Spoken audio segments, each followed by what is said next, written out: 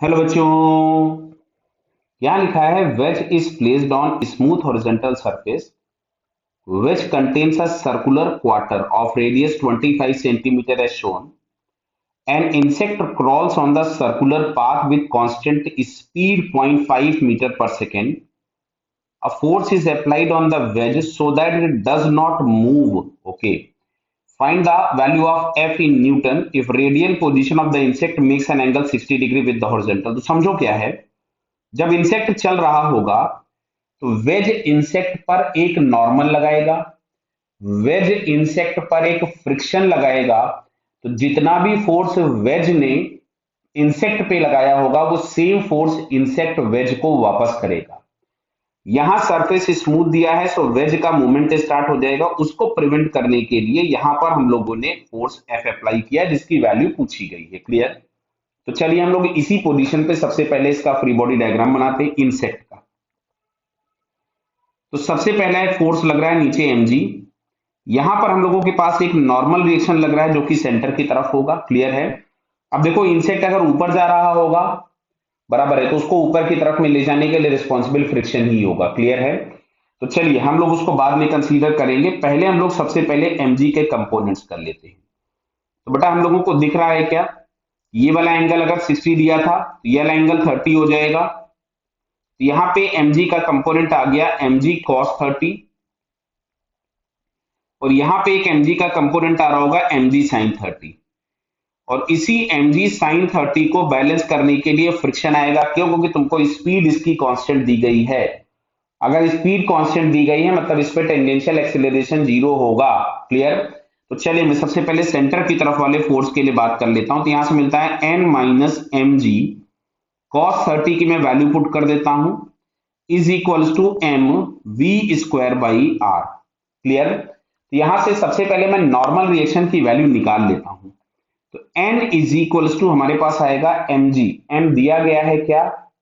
नहीं दिया गया, तो हम m के टर्म्स में ही इसको लिख के छोड़ देते हैं। तो यहां से हमारे पास आ रहा था m 10√3/2 प्लस m v का स्क्वायर हमारे पास आ गया 0.5 इंटू 0.5 डिवाइडेड बाई रेडियस, और रेडियस हमारे पास दी गई है 0.25। क्या बात समझ में आ रहा है? 25 सेंटीमीटर दिया, इसको मैंने मीटर में कन्वर्ट कर दिया। तो ये n इज इक्वल टू हमारे पास आ रहा है 5√3m प्लस, समझ में आ रहा है? अब ये वैल्यू अगर हम लोग निकालेंगे तो 0.25 बटा, समझ में आ रहा है? ये इससे देखो कैंसिल हो गया पूरा, यहां बचा m। ये आ गया हम लोगों के पास फर्स्ट इक्वेशन जिसमें हमको नॉर्मल मिल गया। अब सुनना बात को ध्यान से इधर से। अब अगर हम लोग देखें तो ये जो md sin थीटा लग रहा है इसको कंपनसेट करने के लिए यहां कहीं पे इंसेक्ट पे फ्रिक्शन इधर लगा होगा, इंसेक्ट पे। तो इंसेक्ट ने जो वेज को फ्रिक्शन वापस किया होगा वो इधर किया होगा और उसकी वैल्यू mg sin थीटा के बराबर ही होगी। क्लियर? तो वेज पे लगने वाला फोर्स कौन सा है? देखो नॉर्मल इधर था तो मैंने वेज पे लगने वाले फोर्स को ब्लैक कलर से बना दिया। एक नॉर्मल इधर लग रहा होगा और एक फ्रिक्शन इधर लग रहा होगा जो कि mg sin थीटा के बराबर होगा। क्या ये बात समझ में आ रही है? तो अब वेज पे हॉरिजॉन्टल डायरेक्शन में अगर मैं फोर्सेस देखूं तो देखो ये वाला एंगल 60 है और ये एंगल 30 था, ये 60 था, तो ये एंगल 30 हो जाएगा। क्या बेटा दिख रहा है आप लोगों को? ये वाला जो एंगल हम लोगों के पास आ जाएगा, ये एंगल हम लोगों के पास आ जाएगा 30 डिग्री। क्लियर?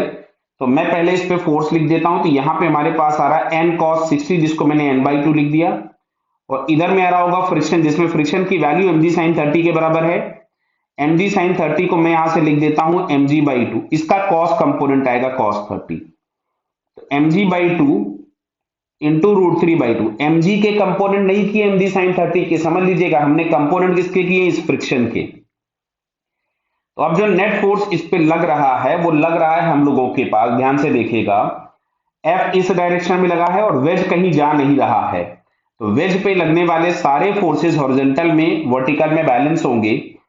तो F इज इक्वल्स टू नहीं बल्कि F प्लस कर लीजिए, बिकॉज दो फोर्सेस जो हॉरिजॉन्टल में एक डायरेक्शन में लग रहे हैं उनको मैंने ऐड कर दिया। ये हम लोगों के पास आ रहा है mg√3/4 is equals to n/2 is equals to n/2। Clear बताइए? अब मैं यहां से n की वैल्यू पुट कर देता हूं जो कि हम लोगों ने ये फाइंड कर रखी थी तो F प्लस M, अच्छा G की जगह हम लोग लिख देते हैं 10/4 इंटू √3, और ये हम लोगों के पास आ जाएगा 5√3m/2, m/2 लिखना था, प्लस m/2। क्लियर है? तो यहां से अच्छा देखो देखो, ये 2 हो गया और ये 5 हो गया, तो आपको क्या दिख रहा है, 5√3 पूरा ये कैंसिल हो गया। तो F इज इक्वल्स टू आ रहा है m/2, तो m की वैल्यू दी जानी चाहिए तभी ये न्यूमेरिकल आंसर मिलेगा, अदरवाइज तो हम लोगों को ये m के टर्म्स में आंसर मिलेगा। देखो यहाँ पे शायद लिखा हुआ था कुछ, मैं इसको हटा रहा हूं थोड़ा सा, देखिए यहाँ पे 2 kg दिख रहा है मेरे को, शायद लिखा हुआ, ये देखिए 2 kg बराबर है, तो m बराबर है 2 kg बराबर। तो फोर्सेस बने हुए थे वो मैं वापस से बना दूंगा, देखिए m बराबर मैं पहले 2 kg लिख लेता हूं, तो 2/2 बराबर 1 न्यूटन, यानी हम लोगों को जो रिक्वायर्ड फोर्स है वो 1 न्यूटन चाहिए। क्लियर है? तो मैं यहाँ पे वापस फोर्सेस वो बना देता हूं, तो यहाँ पे हम लोगों ने जो किया था इस फ्रिक्शन के कंपोनेंट ले रखे थे। क्लियर है बेटा? ये बराबर है? Okay, all the best.